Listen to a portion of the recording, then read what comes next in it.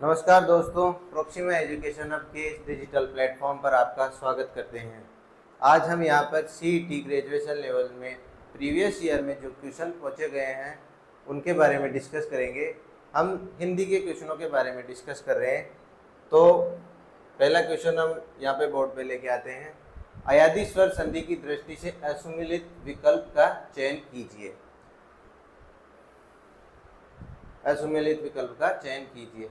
लो धन इत्र लवित्र, विदे धन अक विधायक, गो धन ऐषणा गवेषणा, विनय धन अक विनायक। तो दोस्तों संधि, यहाँ पे संधि संधि क्या होती है? संधि होती है दो शब्दों या वर्णों के परस्पर मेल से जो विकार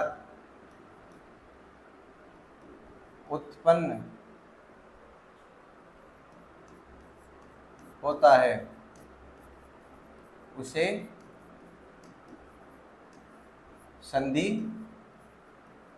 कहते हैं। जैसे संधि का एग्जाम्पल लेंगे हम, महा प्लस ईश यानी महेश। तो आ और ई मिलके जो विकार उत्पन्न हुआ है, आ प्लस ई से जो ए बना है, यही संधि है। आ और ई मिलके जो विकार उत्पन्न हुआ है, यही संधि है। तो अब यहाँ पे हम अयादी स्वर संधि की बात करेंगे। तो संधि तीन प्रकार की होती है। संधि कितने प्रकार की होती है? तीन प्रकार की होती है। स्वर संधि, व्यंजन संधि और विसर्ग संधि। और जो स्वर संधि है, ये स्वर संधि भी पांच प्रकार की होती है। इसमें एक होती है अयादी संधि,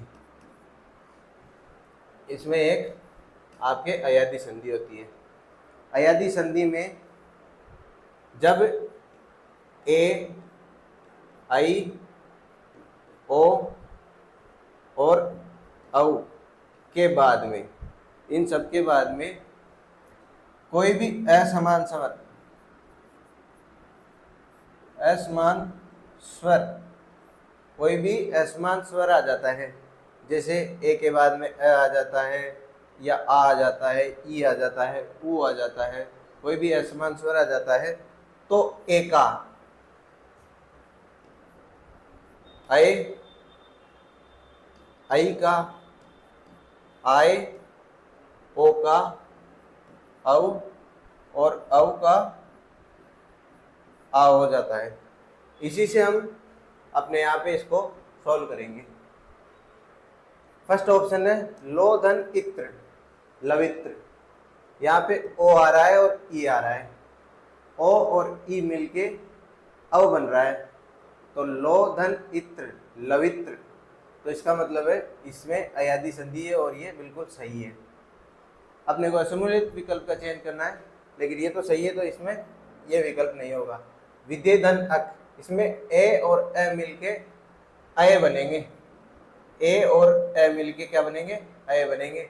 जबकि यहाँ पे क्या बन रहा है? आय बन रहा है। तो ये असुमिलित हो गया, ये विकल्प गलत हो गया। तो आपका आंसर तो ये हो जाएगा। फिर देखिए यहाँ पे गो धन ऐषणा, ओ और ए मिल जाएंगे यहाँ पे, तो ओ और ए मिलके क्या बन जाते हैं? अव बन जाते हैं। जैसे भी हमने देखा था, तो यहाँ पे अव बन गया, तो गवेषणा हो गया। विने धन अक, यहाँ पे ए और अ मिल रहा है, तो इसका क्या बन जाएगा? आय बन जाएगा। तो विनय धन अक विनायक। तो ये बाकी और तो सब सही है, लेकिन जो है आपका असंगत विकल्प कौन सा हो गया? असंगत विकल्प हो गया ये वाला। ठीक है।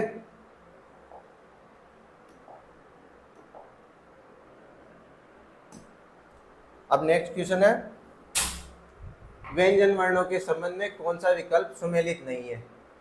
व्यंजन वर्ण, ये व्यंजन वर्ण श और श, ये दोनों संघर्षहीन व्यंजन नहीं है, ये दोनों संघर्षी व्यंजन है।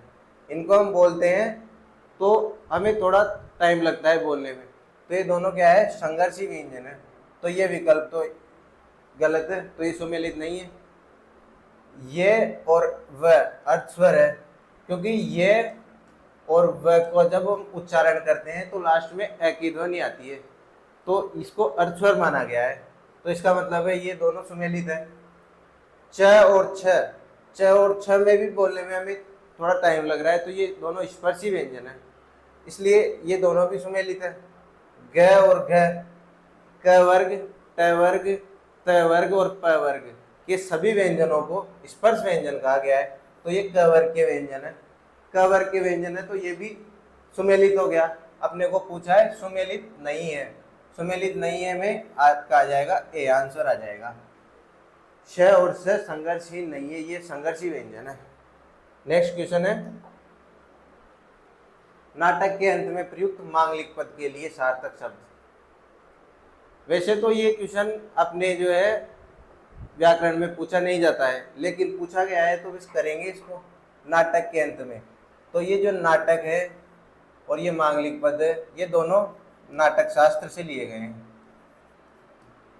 नाटक शास्त्र, इसके प्रणेता है ये भरत वाक्य है ना, तो यहाँ पे ये है भरत मुनि, और इनके सम्मान में ये इसको भरत वाक्य कहा गया है।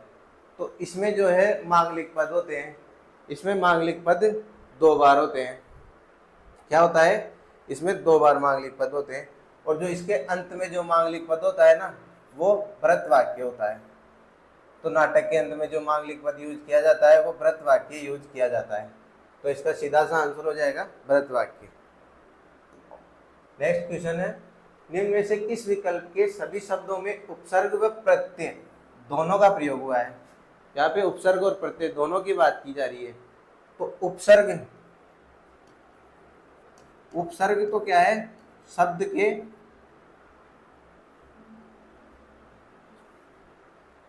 उपसर्ग तो है जो शब्द के शुरू में, शुरुआत में जुड़ के उसके अर्थ में परिवर्तन कर देते हैं। और प्रत्यय, प्रत्यय जो है शब्द के अंत में, शब्द के अंत में जुड़ते हैं प्रत्यय। प्रत्यय उपसर्ग कई प्रकार के होते हैं, ये हम बाद में पढ़ेंगे जब हम पूरी क्लास लेंगे, हिंदी की पूरा कोर्स करेंगे, तब ये सब हम चीजें पढ़ते रहेंगे। तो यहाँ पे पहला है अवगत, अवलंब और अवसित। तो अवगत में अव तो क्या है, उपसर्ग है, पर इसमें प्रत्यय नहीं है, तो ये तो गलत हो गया, दोनों चीजें चाहिए। विचारणीय, तो विचारणीय में वी धन चार धन अनीय, तो इसमें अनीय प्रत्यय है और वी उपसर्ग है, तो ये सही है पहला। पारिवारिक, पारिवारिक में है परि धन वार धन इक, इसमें इक प्रत्यय आ गया और परि उपसर्ग आ गया, तो ये भी बिल्कुल सही है। इसमें क्या होता है दोस्तों, ये जो यहाँ पे आप देख रहे हो परि और यहाँ पे आप देख रहे हो पारी, तो आप सोच रहे होंगे कि परि से पारी कैसे हो गया। तो शब्द के अंत में जब इक, ए या फिर ई या फिर जैसे आयन ऐसा कुछ शब्द आ जाते हैं ना, तो जो शुरुआत है उसके स्वर का, ए का तो आ हो जाता है, उ का ए हो जाता है और औ का औ हो जाता है। इस प्रकार से उ का और ए का औ हो जाता है, ठीक है। तो इसमें ये आंसर बिल्कुल सही हो जाएगा आपका। नेक्स्ट क्वेश्चन है, निम्न में से शुद्ध वाक्य का चयन कीजिए। अब यहाँ पे आपको शुद्ध वाक्य का चयन करना है। उज्जैन में अनेक दर्शनीय स्थल देखने योग्य है। क्या बोल रहा है कि दर्शनीय स्थल जो है देखने योग्य है। अब दर्शनीय तो वैसे ही देखने योग्य हो गए, तो यहाँ पे ये पुनरुक्ति हो गई शब्द की, तो इसमें पुनरुक्ति वाली अशुद्धि आ गई। भाषा में धीरे धीरे शब्द का लोप हो जाता है, तो जब ये धीरे धीरे आ गया ना, भाषा में शब्द का लोप हो रहा है लेकिन धीरे धीरे हो रहा है, तो इसमें ये वाक्य अशुद्ध हो गया धीरे धीरे के कारण। उसने मेरे शब्दों पर ध्यान नहीं दिया, तो ये वाक्य बिल्कुल सही वाक्य, शुद्ध वाक्य है। इसने मेरे शब्दों पर ध्यान नहीं दिया, ये बिल्कुल शुद्ध वाक्य है, इसमें किसी प्रकार की कोई अशुद्धि नहीं है और ये ये वाक्य शुद्ध हो ही गया, उसे परम सत्ता पर विश्वास है क्योंकि अपना शुद्ध वाक्य अपने को मिल गया है। ठीक है, तो नेक्स्ट क्वेश्चन है, किस विकल्प में एलोकेशन शब्द हिंदी परिभाषिक सही शब्द है? यानी अलोकेशन का मतलब पूछा है आपको यहाँ पे।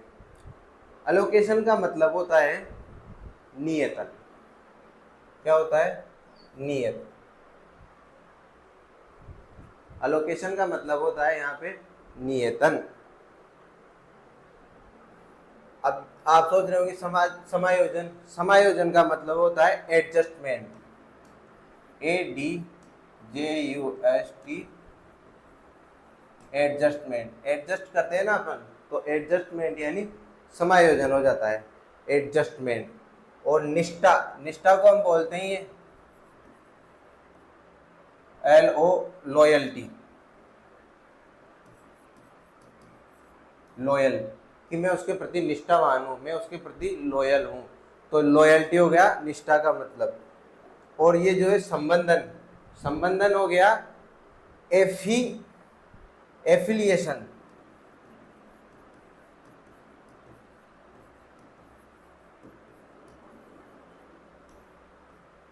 संबंधन, संबंधन को हिंदी में क्या बोलेंगे हम? एफिलिएशन।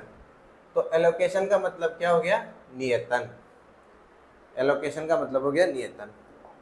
नेक्स्ट क्वेश्चन है, किस विकल्प में तत्पुरुष समास का प्रयोग नहीं हुआ है? तत्पुरुष समास, यहाँ पे तत्पुरुष समास पूछा गया है। तो पहला जो है सेवा निवृत्त। सेवा निवृत्त में है सेवा से निवृत्त। तो यहाँ पे ये अलग होने का बोध करा रहा है, सेवा से उसको बाहर निकाला जा रहा है यानी निवृत्त हो रहा है वो, यानी तो इसमें अलग होने का बोध हो रहा है, तो इसमें अपादान तत्पुरुष हो जाएगा। अंधविश्वास, अंधविश्वास में तत्पुरुष समास नहीं है, इसमें जो है तत्पुरुष समास नहीं है। ख्याति प्राप्त, ख्याति प्राप्त, ख्याति प्राप्त में क्या हो जाएगा? समास विग्रह क्या हो जाएगा? ख्याति को प्राप्त, तो इसमें भी तत्पुरुष समास हो जाएगा। शपथ पत्र, शपथ पत्र, शपथ पत्र में है शपथ का पत्र, यानी कोई शपथ ले रहा है तो उसके लिए जो पत्र है वो शपथ का पत्र हो जाएगा। तो इसमें भी आपके जो है तत्पुरुष समास हो जाएगा। ठीक है, अब नेक्स्ट क्वेश्चन है, विलोम शब्द की दृष्टि से संगत विकल्प का चयन कीजिए। तो अब यहाँ पे विलोम शब्द देखने हैं, तो ये तो आप सब बता ही दोगे विलोम शब्द में तो क्या दिक्कत है। आज्ञा का अवज्ञा हो गया, अधुना अधुना न्यूतन, दोनों सेम हो गए, ये तो इसका विलोम नहीं हुआ तो ये तो गलत हो गया। अधम उदम, अज्ञ विज्ञ, अग्र पश्च, तो ये बिल्कुल सही विकल्प हो गया, अपना चयन हो गया विकल्प का। अधम उदम अज्ञ विज्ञ अग्र पश्च, तो इसमें सही विकल्प हो जाएगा बी। नेक्स्ट क्वेश्चन है, असंगत विकल्प का चयन कीजिए। असंगत विकल्प का चयन करना है यहाँ पे, और यहाँ पे पूछी गई है क्रिया, क्रिया में असंगत विकल्प का चयन करना है। तो क्रिया में क्या होता है? सकर्मक क्रिया जिसमें कर्म प्रधान हो। क्या कौन सी क्रिया? जिसमें कर्म प्रधान हो, वो तो हो गई सकर्मक क्रिया। और अकर्मक क्रिया जिसमें कर्म प्रधान नहीं हो, वो हो गई अकर्मक क्रिया। जिसमें कर्म प्रधान नहीं हो वो कौन सी हो गई? अकर्मक क्रिया। प्रेरणात्मक क्रिया, प्रेरणात्मक क्रिया में जो है प्रेरणा, जैसे हम किसी को प्रेरणा देते हैं ना, तो उसमें प्रेरणात्मक क्रिया होती है। जैसे यहाँ पे ये वाक्य है, पुलिस ने चोर पकड़वाया, तो पुलिस ने प्रेरणा दी तभी तो चोर पकड़ा ना किसी ने, तो प्रेरणा दे के पुलिस ने कार्य नहीं किया, यहाँ पे किसी से कार्य करवाया है। इसका मतलब है इसमें प्रेरणात्मक क्रिया है। उसने सेब खाया, तो उसने खाया, क्रिया की खाने की, क्या खाया? सेब खाया, तो उसका कर्म क्या हो गया? सेब हो गया, तो ये क्रिया कौन सी हो गई? सकर्मक। पुलिस ने चोर पकड़वाया, इसमें प्रेरणा हो गई, तो ये प्रेरणार्थक क्रिया हो गई। लड़के मैदान में दौड़ रहे हैं, तो लड़के क्या कर रहे हैं? दौड़ रहे हैं, लेकिन इसमें कर्म नहीं है, भाई कैसे दौड़ रहे हैं, कहाँ दौड़ रहे हैं, मैदान तो क्या हो गया, एक स्थान हो गया मैदान, पर इसमें कर्म नहीं है, तो ये इस प्रकार से आक्रमक क्रिया हो गई। तो आपका आंसर क्या हो गया, सी आपका आंसर हो गया कि असंगत विकल्प का चयन करना है। तो असंगत विकल्प हो गया आपके यहाँ पे सी, ये सी आपके जो है असंगत विकल्प हो गया यहाँ पे। नेक्स्ट क्वेश्चन है, निम्न में से कौन सा शब्द संज्ञा से निर्मित विशेषण नहीं है। विशेषण, विशेषण क्या होता है, संज्ञा सर्वनाम की विशेषता बताने वाले शब्दों को क्या कहते हैं, विशेषण कहते हैं। विशेषता बताने वाले शब्द विशेषण। विशेषण क्या हो गया,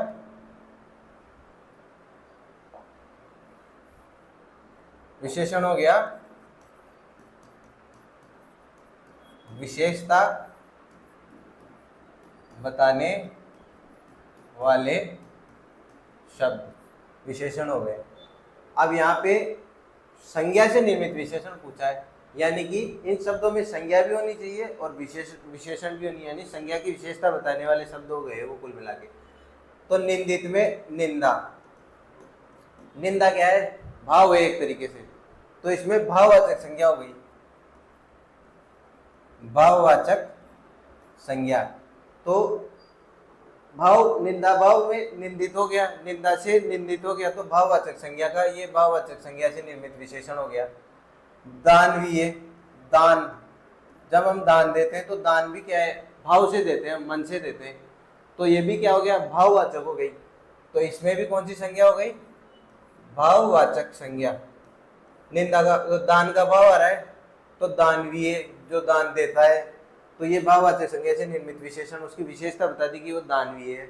मानवीय, मानव, मानव क्या है यहाँ पे, मानव है यहाँ पे जाति, मानव जाति है, हम कौन सी जाति के, मानव जाति के ही हम, तो ये मानव जाति, तो ये जातिवाचक संज्ञा, कौन सी संज्ञा हो गई, जातिवाचक। मानवीय, कोई कार्य, सराहनीय जो कार्य होता है वो मानवीय कार्य कहलाता है, यानी जो हम कार्य किसी भाव से करते हैं, या मतलब किसी चीज के लिए, ऐसी रक्षावाचक वाक्य हो गया ये, तो इसमें जातिवाचक मानव शब्द हो गया, तो ये इसमें भी संज्ञा से निर्मित विशेषण हो गया। तो आपका आंसर क्या हो जाएगा, चिंतन। चिंतन जो है आपका आंसर हो जाएगा यहाँ पे, क्योंकि चिंतन में चिंता है, चिंता कोई भाव नहीं है, चिंता क्या है, भाव नहीं है, ये अपना एक्सप्रेशन है जो अपने अंदर से आते हैं। नेक्स्ट क्वेश्चन है, संधि विषयक संगत विकल्प का चयन कीजिए। तो यहाँ पे भी संधि करनी है अपने को, और संगत विकल्प यानी कौन सा विकल्प सही है। तो पहला विकल्प है विधन इक्षण, वीक्षण।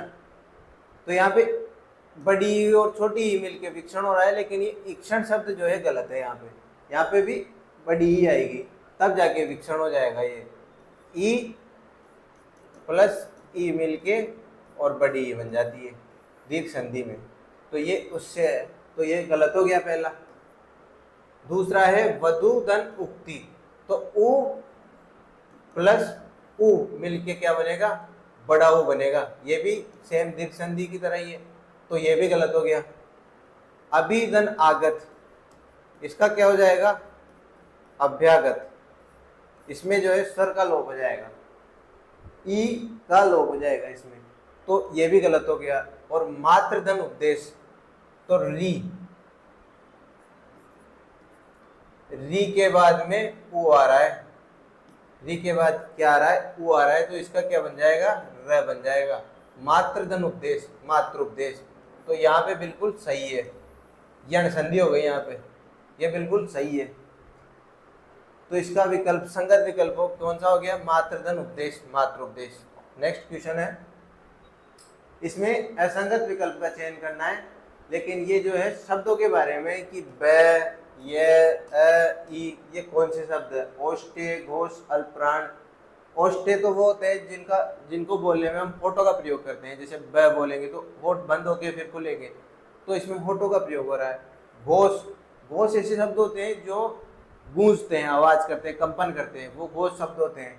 और अल्प प्राण, अल्प प्राण जिसमें बोलने में ज्यादा टाइम नहीं लगता, ब ज्यादा टाइम नहीं लगा, तो ये अल्प प्राण है। तो इसका मतलब है ये तो संगत विकल्प है, इसमें क्या करना है, असंगत विकल्प चुनना है अपने को, तो ये बिल्कुल सही है।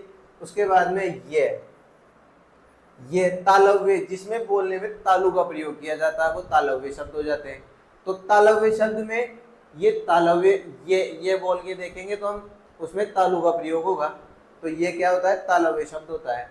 अल्प प्राण होता है, ये बिल्कुल सही बात है, अल्प प्राण होता है। और घोष भी होता है क्योंकि इसमें बोलने में कंपन होती है, तो ये भी बिल्कुल सही है, तो इसका मतलब असंगत नहीं है ये भी। उसके बाद में श जो है मूर्धन्य है, अघोष है, लेकिन अल्प प्राण नहीं है। श महाप्राण है, श बोलने में थोड़ा टाइम लगता है, श, तो इसमें थोड़ा क्या है, टाइम लगता है। मूर्धन्य है और अघोष है, अघोष यानी इसमें कंपन नहीं होती, श में कंपन नहीं होती बोलने में, तो ये आपका असंगत विकल्प हो गया, यानी कि ये आपका बिल्कुल राइट विकल्प हो गया। और ई में अग्र, संवृत और अवर्तमुखी। अग्र यानी मुंह के आगे वाले भाग से जो बोले जाते हैं वो वर्ण अग्र वर्ण होते हैं। संवृत जिसमें मुंह का व्रत, मतलब मुंह, अपना मुंह है जो व्रत के समान हो जाता है, अर्धवर्तीय व्रत के समान हो जाता है, तो ये उस प्रकार से ई बोलते हैं, तो अपना मुख व्रत के समान हो जाता है। ये दोनों का अर्थ लगभग सेम ही है, तो इस प्रकार से ये भी सही हो गया। तो अपने जो असंगत विकल्प है वो कौन सा हो गया, सी हो गया। श अल्प प्राण मूर्धन्य, मूर्धन्य और अघोष तो है लेकिन अल्प प्राण नहीं है। श क्या है, महाप्राण है, महाप्राण। अब नेक्स्ट क्वेश्चन है, जिसका पालन दूसरे ने किया हो उक्त वाक्य के लिए उचित शब्द है। जिसका पालन दूसरे ने किया हो उक्त वाक्य के लिए उचित शब्द क्या होगा, तो इस वाक्य के लिए उचित शब्द होगा, जिसका पालन दूसरे ने किया हो। बताइए इसके लिए उचित शब्द क्या होगा। तो ये तो सीधा सा वाक्य है, इसमें आप इतना सोच रहे हैं, इसमें जो है प्रव्रत होगा, जिसका पालन दूसरे ने, यानी यानी दूसरों के द्वारा, व्रत यानी पाला गया हो, प्रव्रत पास नहीं है। किसी के कथन को उद्धत करते समय किस विराम चिन्ह का प्रयोग किया जाता है। यहाँ पे आपको विराम चिन्ह पूछा गया है कि किसी भी कथन को उद्धत करना है, यानी हाईलाइट करना है, एक तरीके से उद्धत का मतलब हो गया हाईलाइट करना है, तो उसके लिए किस विराम चिन्ह का प्रयोग किया जाता है। तो उसके लिए हम जो ये कोमा होती है इसका प्रयोग करते हैं। एक तो इन्वर्टेड कोमा होती है, ऊपर 2 कोमा लग जाती है, और एक सिंगल कोमा लगती है, तो इनका प्रयोग हम किसी भी जो है कथन को उद्धत करने के लिए करते हैं। किसके लिए करते हैं, उद्धत करने के लिए। बाकी प्रश्नवाचक चिन्ह का तो आपको पता ही है, सब ये किसी भी वाक्य के अंत में जुड़ के प्रश्न का बोध करवाता है। प्रश्नवाचक विस्मयादि बोधक है, विस्मयादि बोधक हे राम हरे, ये आश्चर्य का बोध कराता है। तो इस प्रकार से आपका आंसर हो जाएगा डी, अवतरण चिन्ह। नेक्स्ट है, गुलर का फूल होना मुहावरे का अर्थ है। अब ये जो प्रश्न है इसमें दोनों विकल्प जो है सही है, कभी कभी दोनों विकल्प सही माने जाते हैं, लेकिन जो है गुलर का फूल होने का मतलब सोचिए आप, गुलर होगा तो उसका फूल तो होगा ही। इसमें प्रथम में क्या दिखाई है, न दिखाई पड़ना, पर गुलर का फूल कभी कभी तो दिखाई पड़ता ही है, नहीं पड़ता, बहुत कम दिखाई पड़ता है, लेकिन कभी कभी तो दिखाई पड़ता है। तो इसमें इस विकल्प को गलत माना है, इस विकल्प को गलत माना गया है बोर्ड द्वारा, और इस विकल्प को बिल्कुल सही माना गया है। तो आपको भी ध्यान रखना है, इसका गुलर का फूल होना मुहावरे का अर्थ कभी कभी दिखाई देना होगा। ठीक है, तो यहाँ पे नेक्स्ट क्वेश्चन है, असंगत विकल्प का चयन करना है। असंगत विकल्प कौन सा है, इसमें क्रिया विशेषण पूछा गया है आपसे कि कौन सा क्रिया विशेषण में असंगत विकल्प है। वह बार बार चीखता है, तो बार बार समय आ गया, पहले चीख लिया, थोड़ी देर बाद फिर चीख रहा है, यानी वो कुछ देर में चीखता जा रहा है बार बार, तो ये समय का बोध करा रहा है, तो यहाँ पे कालवाचक क्रिया विशेषण हो गया, बिल्कुल सही है। राम ऊपर कमरे में है, तो कमरा तो है लेकिन कमरा कहाँ है, कमरा ऊपर है, कमरे के स्थान का बोध करा रहा है ये, तो इसमें भी क्या हो गया, स्थानवाचक क्रिया विशेषण हो गया, क्योंकि ये स्थान का बोध करा रहा है कि कमरा कहाँ है, ऊपर है, तो कमरे का स्थानवाचक। रमा तेज दौड़ती है, तो ये भी रीतिवाचक है कि रमा की रीति क्या है कि वो तेज दौड़ती है। कैसे दौड़ती है? तेज। उसकी जो मतलब आदत है, रीति यानी आदत, वो कैसे दौड़ती है कि वो तेज दौड़ती है। तो इसमें भी रीतिवाचक क्रिया विशेषण हो गया। वह आया और मैं गया, इसमें कारणात्मक क्रिया विशेषण नहीं होगा। तो ये असंगत विकल्प हो गया आपका। यहाँ पे डी जो है आपका असंगत विकल्प हो गया। नेक्स्ट क्वेश्चन है आपका, शुद्ध शब्दों का युग्म है। शुद्ध शब्द, अब मिष्टान, मिष्टान को हम शुद्ध लिखते हैं, ये मिष्टान, मिष्टान को हम इस प्रकार से शुद्ध लिखते हैं। तो पहले में मिष्टान बिल्कुल शुद्ध लिखा हुआ है, मिष्टान। दूसरे में यहाँ पे ठह कर दिया तो ये गलत हो गया। यहाँ पे आधा न नहीं लगाया तो ये भी गलत हो गया। और यहाँ पे भी क्या कर दिया? ठह कर दिया, तो ये भी गलत हो गया। मैथिली शरण, मैथिली शरण यहाँ पे बिल्कुल सही है, यहाँ पे भी बिल्कुल सही है, और यहाँ पे भी बिल्कुल सही है, और यहाँ गलत है। पर इसमें ये जो शब्द है, ये तीनों शब्द गलत है, तो इसका बिल्कुल शुद्ध युग्म जो हो जाएगा, ए हो जाएगा। नेक्स्ट है आपका क्वेश्चन, आज का अंतिम क्वेश्चन ले रहे हैं हम। इसके बाद हम आपसे इजाजत चाहेंगे। किस विकल्प के निजवाचक सर्वनाम का प्रयोग हुआ है? यानी यहाँ पे निजवाचक, निजवाचक सर्वनाम होता है स्वयं के लिए, खुद के लिए जो सर्वनाम का प्रयोग किया जाता है वो निजवाचक सर्वनाम होता है। किसी सर्वनाम का हम प्रयोग करते हैं तो अपने आप के लिए ही करते हैं। जैसे मैं आप ही चला जाऊंगा, यानी वो खुद के लिए बता रहा है कि मैं आप ही चला जाऊंगा, तो इसमें कौन सा सर्वनाम हो गया? निजवाचक सर्वनाम हो गया। लेकिन अपने को क्या पूछा है? नहीं पूछा है। ये चीज बहुत एग्जाम में अपने को जो है कभी कभी बहुत कंफ्यूज करती है कि हमें पता नहीं रहता कि यहाँ पे नहीं पूछा है या कौन सा पूछा है, तो हम पहला ही ऑप्शन देख के इसका आंसर लगा देते हैं। तो ऐसा कभी नहीं करना है, पहला ऑप्शन देख के कभी आंसर नहीं लगाना है, हमेशा पूरे ऑप्शंस पढ़ो। आप हमेशा पूरे ऑप्शंस पढ़ो कि ये क्या ऑप्शंस है। कभी कभी हम क्वेश्चन में नहीं पढ़ पाते तो हम जैसे दूसरा ऑप्शन पढ़ते हैं, श्याम अपना खाना खुद बना लेता है, तो यहाँ पे भी निजवाचक हो गया, अपना खाना खुद बना रहा है। तो अब जैसे अगर अपन ने नहीं पढ़ा ना, तो यहाँ पे अपने को पता चल जाएगा कि दो विकल्प तो सही नहीं हो सकते, फिर अपन क्वेश्चन को दोबारा पढ़ लेते हैं। इसलिए हमेशा विकल्प हमेशा चारों पढ़नी चाहिए। तो इसमें निजवाचक हो गया, इसमें निजवाचक हो गया। यह कार्य अपने आप कर लूंगा, क्या होगा? ये कार्य मैं अपने आप कर लूंगा, स्वयं ही कर लूंगा, यानी खुद के लिए खुद ही बता रहा है, तो इसमें भी निजवाचक हो गया। लेकिन इसमें क्या हो गया? आप कहेंगे तो ही बैठूंगा, यानी इसमें आप बोल रहे हो और मैं बैठ रहा हूँ, यानी इसमें स्वयं का कोई काम नहीं है। बोलने वाला कौन है? आप हो बोलने वाले। तो इसका ये आंसर हो जाएगा असंगत विकल्प। इसी के साथ मैं आज की क्लास की समाप्ति करता हूँ, और हमारे साथ बने रहिए यूट्यूब चैनल पे। हम आपको अच्छे से अच्छा कंटेंट प्रोवाइड करवाते रहेंगे। अभी सीईटी की मैराथन क्लासेज जारी है, तो मैराथन क्लासेज को पढ़िए और अच्छा स्कोर कीजिए। वीडियो को ज़्यादा से ज़्यादा शेयर कीजिए, लाइक कीजिए, और कोई प्रॉब्लम है तो कमेंट कीजिए। धन्यवाद, नमस्कार।